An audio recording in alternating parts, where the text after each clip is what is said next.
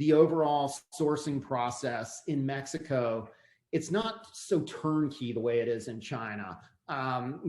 Manufacturers do not compete against each other the way they do in China. There's no Alibaba. We get that every week.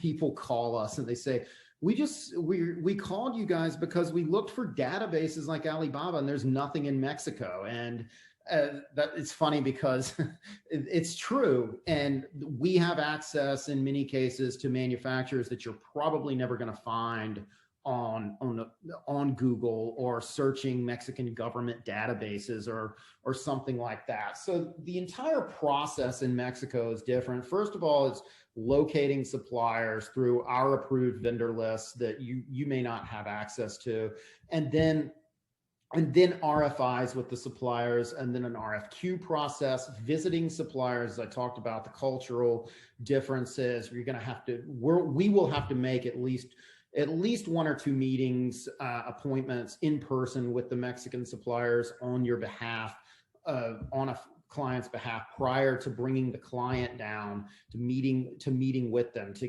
get that supplier comfortable and the supplier and the client understanding one another.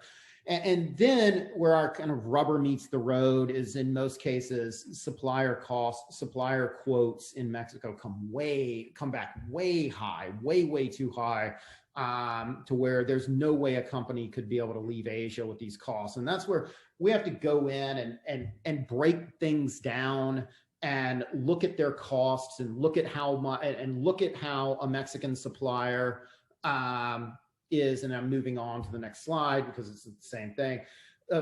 Look at where is a Mexican supplier buying its raw material. Most Mexican suppliers are not buying raw material in the global raw material market. They're buying from